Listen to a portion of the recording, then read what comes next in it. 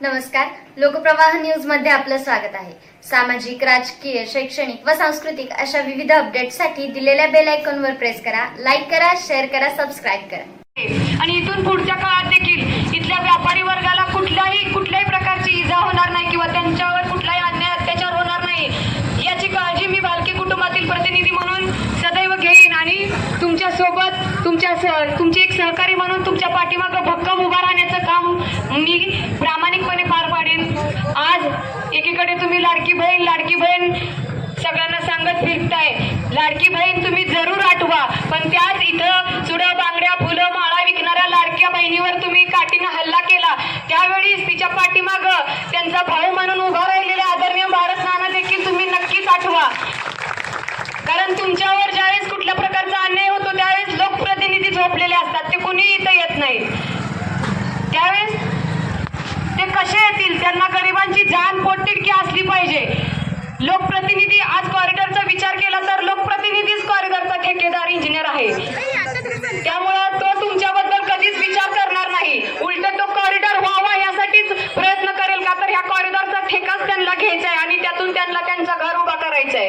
गोरगरिबांच्या पोटावर पाय द्यायचं काम हे लोकप्रतिनिधी करणार आहेत। त्यांना कुठं तर मुळासकट उपटून टाकायचं काम इथल्या प्रत्येक नागरिकांनी, इथल्या प्रत्येक व्यापारी वर्गाने केलं पाहिजे।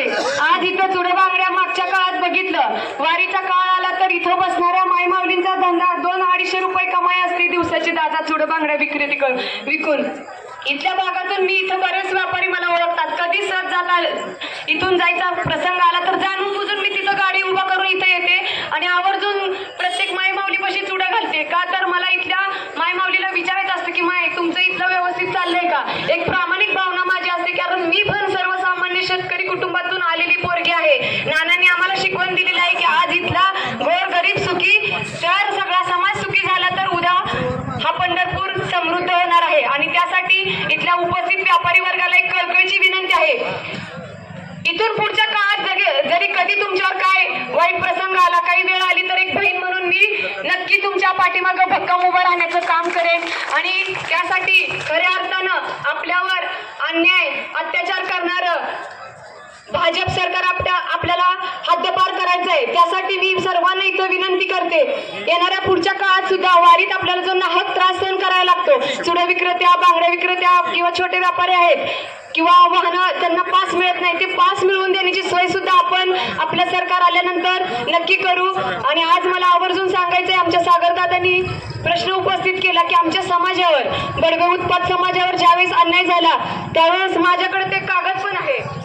नानांनी हा विधान सभेत तुमच्या बाजूने आवाज उठवला होता 18/1/2019 साली। आज त्यांच्या घरातील प्रतिनिधी, त्यांच्या विचारांचा वारस म्हणून मी देखील तुम्हाला शब्द देते की तुमच्या समाजाचा नक्कीच विचार मी करेन आणि येणाऱ्या काळात देखील तुमच्या बाजूनी ठामपणे उभे राहण्याची भूमिका माझी असेल। एक बहीण, एक सहकारी म्हणून मला तुम्ही येत्या 20 तारखेला तुमची सेवा करण्याची संधी द्यावी। आदरणीय दादांना विधानसभेत पाठवण्यासाठी 20 तारखेला हाताचा पंजा या चिन्हासमोरील बटन दाबून प्रचंड बहुमताने विजयी करा आणि तुमच्या सर्व अडीअडचणीत सोबत राहण्याची एक संधी भालके कुटुंबातील प्रतिनिधीला द्यावी अशी आशा व्यक्त करते।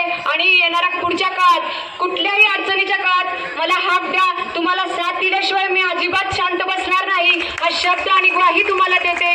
आणि मला इथं बोलवलं, सन्मानित केलं त्याबद्दल मी आपल्या सर्वांचे मनापासून आभार व्यक्त करते। 20 तारखेला फक्त एक आशीर्वाद रूपी मी लेख म्हणून परत एकदा तुम्हाला विनंती करते, तुमची बहीण म्हणून विनंती करते की सेवा करायची संधी द्या। मागितले काय तर सेवा करायची संधी मागितले ती तुम्ही नक्की जरूर द्याल असा विश्वास व्यक्त करते। आणि परत एकदा सांगते, 4 नंबरचं बटन आपल्याला दाबायचं आहे, हाताचा पंजा। धन्यवाद। पाहत रहा नवनवीन अपडेटसाठी लोकप्रवाह न्यूज, हाक तुमची साथ आमची।